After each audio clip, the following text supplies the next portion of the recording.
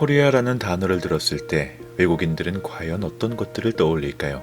일반적으로 사람들은 집단을 형성하면 다른 집단의 특징을 정의하고 공유하며 이미지화하는 경향이 있습니다. 마치 우리가 러시아 사람들을 불공국 전투민족이라고 표현하는 것과 같은 측면이라고 볼 수 있겠는데요. 그렇다면 외국인들은 우리 한국을 어떻게 바라보고 정의하고 있을까요? 오늘은 한 외국인 외씨가 작성한 글을 통해 한국인들의 공통적 특징과 장점은 무엇이고 그 민족성은 어떻게 비춰지고 있으며 반성해야 할 점이 있다면 그것은 무엇인지 하나씩 알아보는 시간을 가져보고자 합니다. 세계인이 바라보는 당신과 나, 즉 우리들의 모습, 대한민국의 입지에 대해 지금부터 재미있게 알아보겠습니다. 한국은 전 세계에서 가장 기술적으로 잘 연결된 국가 중 하나.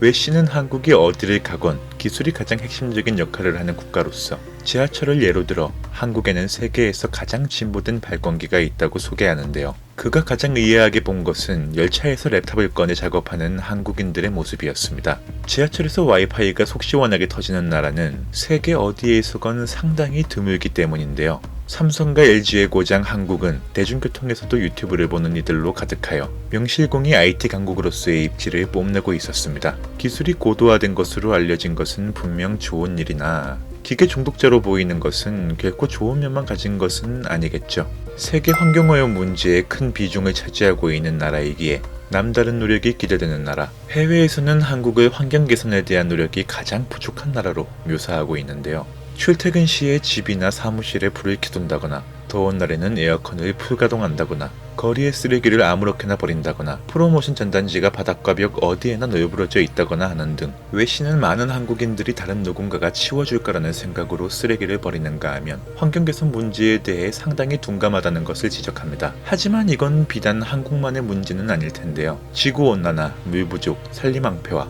도시화 등 심각한 환경오염 속에서 이미 멕시코시티, 베이징 등 일부 도시들은 대기오염 가스 배출량이 세계보건기구 WHO의 공고량 기준치 10배를 넘어서고 있죠. 그럼에도 환경 문제는 항상 경각심을 가져야 하는 것이 맞고 누군가가 치워줄 것이라고 개판치는 옆 동네 누군가들의 문화의식을 따라해서는 안 되겠습니다.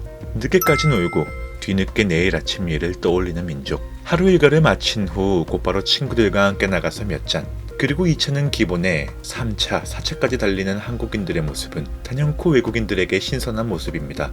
다른 나라와 달리 한국은 밤늦게까지 영업을 하는 술집이 많기에 외씨는 특히나 이 점으로 인해 서울을 좋아한다고 말했는데요. 그는 그만큼 이러한 한국이 휴가를 보냄의 최고의 지역이라고 손꼽고 있습니다.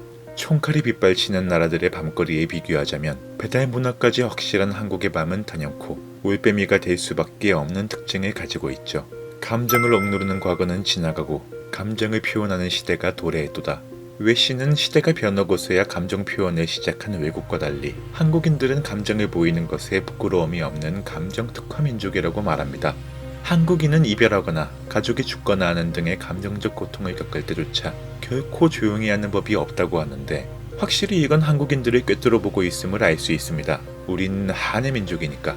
한국인은 다른 어느 나라보다 감정을 높은 수준으로 끌어올리는 것에 특화되어 있으며 자신의 감정을 표현하는 것을 두려워하지 않는다고 하니 외씨는 이러한 의사소통 방법이 문제를 해결할 수 있는 기회를 만드는 상당히 긍정적인 요소로 소개하고 있는데요. 그 예로 반도가 개봉했던 당시 국내에서는 억지 심파극을 넣었다고 비난하는 글들이 많았던 반면 해외에서는 오히려 감정이 풍부한 한국 영화를 극찬하는 내용들이 줄을 이었었죠. 외씨는 말합니다. 한국 드라마 한 편만 봐도 그들이 얼마나 감정적인지를 깨달을 수 있다고 말이죠. 이젠 K-팝을 넘어 K-감성의 시대. 한국인은 국기를 매우 자랑스레 여기며 미국인과 비슷한 민족주의적 성격을 가지고 있다. 직역하면 국뽕의 민족이라는 거죠. Do you know 김치, do you know 싸이? 결코 남들이 보기에 좋은 것은 아닙니다. 옆집 아주머니가 1시간 동안 자기 자식 자랑하는 걸 누가 좋게만 볼 수 있겠습니까? 하지만 외씨는 이러한 한국인의 국뽕 코인을 오히려 긍정적으로 해석하고 있는데요. 한국인들은 올림픽이건 MMA건 커다란 스포츠 이벤트가 있을 때마다 국뽕의 힘으로 엄청난 성과를 기록한다고 하니 우승자들 사이에 공통적으로 나타나는 패턴, 바로 승리의 공을 나라에 바친다는 겁니다. 그 이유인 즉슨 한국인이 자신의 나라를 먼저 생각하고 자신을 두 번째로 생각하기 때문이라고 하는데요. 이건 연하 누나 얘기를 좀 들어봐야겠는데 이후에 결정적인 오류가 하나 나타나니 외씨는 모든 남한의 남성 시민들이 19세에서 32세 사이 2년간 군복무하는 점을 들어 이 의무적 병역이 대부분 한국의 민족주의를 강화하는 애국으로 인식된다고 합니다. 애국이라 군가 선점도 폐지된 와중에 애국이라 물론 국민된 도리로서 국가의 의무를 수호하는 것은 당연한 도리겠죠. 국방부 역사책을 살펴보라. 한국과 그 주변 국가들 사이 수많은 나쁜 역사를 볼 수 있을지니 지극히 맞습니다. 다만 외씨가 간과한 한 가지는 나쁜 역사가 현재도 진행된다는 것이겠죠. 한중일 사이에는 수많은 나쁜 역사가 있음에도 상호간 이를 신경 쓰기보다는 한국 문화를 공유하는 경우가 많다고 하는데요. 그래서 신경 쓰지 않고 다 가져가는구나. 만약 당신이 관광객이고 한국에 가본 적이 없다면 한국 사람들이 얼굴에 미소를 지으며 걸어다니지 않는 것을 무시하라. 걱정 마라. 그들은 당신을 결코 미워하는 것이 아닐지니. 한국인들은 얼굴 표정으로 묘사하지 않더라도 위안을 주는 존재로 유명하다고 합니다. 대체 왜 한국인들은 미소 짓기를 주저하는 거 있더니 한국인은 살아가는 방식에 있어 매우 진지한 태도를 가진 민족이라고 합니다. 아무리 좋은 취지로 얘기했더라도 미소에는 박하다는 건데요. 외씨는 말합니다. 당신이 한국에서 미소를 지을 때 한국인들이 당신을 보고 굳은 표정을 짓더라도 결코 상처받지 말라고 말이죠. 왜일까요? 왜 우리는 해외에 비해 미소에 박한 걸까요? 한국의 삶이 그만큼 퍽퍽하기 때문일까요?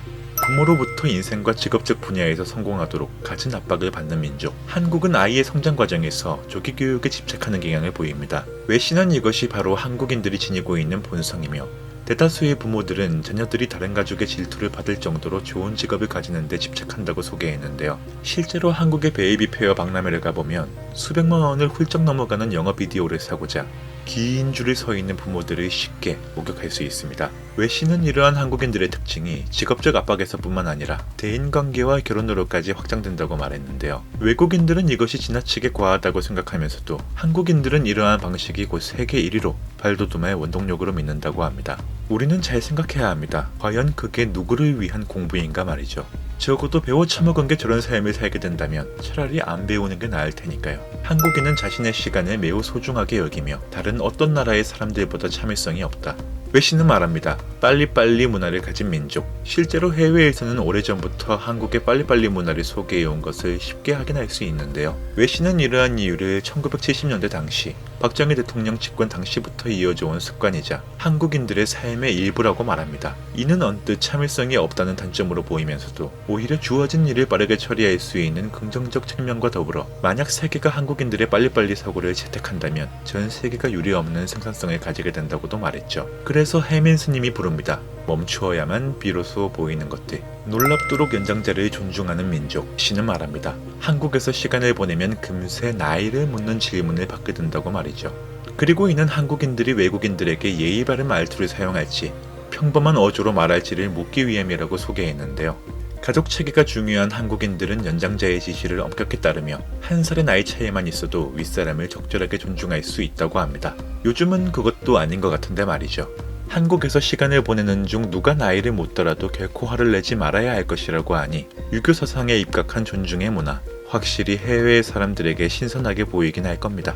한국이 우리보다 앞선 문화 중 하나, 동성을 만질 수 있다. 한국 남성들은 처음 만날 때 악수를 하는 경우가 흔하며 여자들 역시 서로 팔짱을 끼는 것에 익숙한 것. 외씨에게는 이것이 상당히 신선하게 비춰졌나 봅니다. 동성 간의 스킨십에 있어 부끄러움도, 논쟁도, 우정이 산산조각 나는 일도 없다는 건데요. 실제로 외국인들은 한국의 여성들이 서로 손을 잡거나 팔짱 끼고 다니는 모습을 보고 성소수자로 오해하는 경우가 비일비재하다고 말합니다. 제 경우는 초등학교 당시 굳이 같은 화장실 칸에 들어가는 여자 학생들에게 큰 의구심을 가지곤 했었는데요.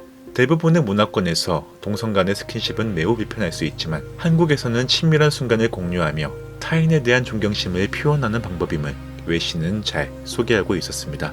한국에서 길을 잃거나 특정 장소를 찾을 때 다른 나라를 관광할 때보다 유독 힘든 시간을 보내게 될 것이다. 외씨는 한국인들에 대해 일반적으로 낯선 관광객을 보면 피하는 성향을 가지고 있으며 종종 외국인이 다가가도 피하고 무시하는 경우도 있다고 말합니다. 이는 나쁘게 받아들일 것이 아니라 한국의 문화라고 말하는데요. 외국인뿐만 아니라 한국인이 말을 걸어도 동일하며 대부분 낯선 사람과 대화를 하지 않는다고 하였으니 글쎄요, 이것은 도를 아십니까 때문이라는 것까지는 예상하지 못한 듯하네요. 개인적으로 외국인에게 상당히 호의적인 나라가 한국이라고 생각하는 바, 여러분의 생각은 어떠신지요? 외모는 한국의 모든 것을 의미한다. 한국 외모 지상주의의 심각성은 외국에도 소문이 파다한가 봅니다. 한국인들은 외모에 대해 매우 비판적이기에 자신의 외모에 지나치게 집착하는 모습을 보인다고 하는데요. 유독 잦은 미용실 방문에 항시 유지되는 트렌디한 옷, 여기에 적극적인 성형수술까지. 성형수술만큼은 세계 어느 나라와 비교해도 견줄 곳이 없다고 소개하니 장점과 단점은 확실해 보입니다. 하지만 적어도 외모를 가지고 누군가의 가치를 판단하는 일은 있어서는 안 되겠죠.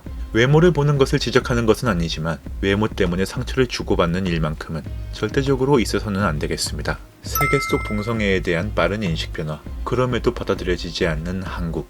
외신은 기성세대의 고착화된 인식을 그 원인으로 꼽았는데요. 확실히 젊은 세대들은 상대적으로 개방적인 모습을 보이나 한국의 청년층들은 유독 보수적인 모습을 보입니다. 타투를 손가락질하는 어른들이나 아직도 왼손잡이를 지적하는 어른들의 모습에서 정형화된 세상의 인식을 고수하는 것이 고정관념이자 선입견임을 알 수 있습니다. 동성애의 옳고 그름을 떠나 적어도 상대방을 이해하고자 하는 노력은 전 세계 누구에게나 필요하지 않을까요?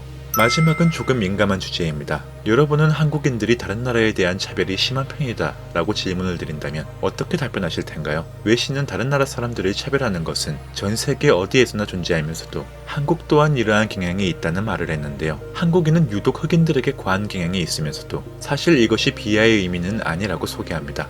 마치 흑형이라는 단어가 차별이다 아니다를 가지고 오랜 시간 갑론을박이 벌어졌던 것처럼 말이죠. 다만 저는 모르겠습니다. 세계 속에서 동양인이 받고 있는 차별의 모습이 과연 우리가 행하는 것보다 작겠냐는 것인데요. 성별이건 인종이건 손가락질하는 현상은 좁은 마음으로 세상을 바라보는 안타까운 사람들에 의해 비롯된 것은 아닐까 합니다. 오늘은 이렇게 세계 속에서 비춰지는 한국인들의 15가지 특징에 대해 알아봤으며 기분이 좋다가도 반성하게 되는 내용들의 연속이었습니다. 보다 좋은 미담으로 가득한 대한민국이 되길 희망하며 오늘 영상은 여기에서 마치겠습니다. 응원의 메시지를 주신 많은 분들께 진심으로 너무나 감사한 마음 전달드리며 오늘도 함께 해주신 여러분께 진심으로 감사드립니다.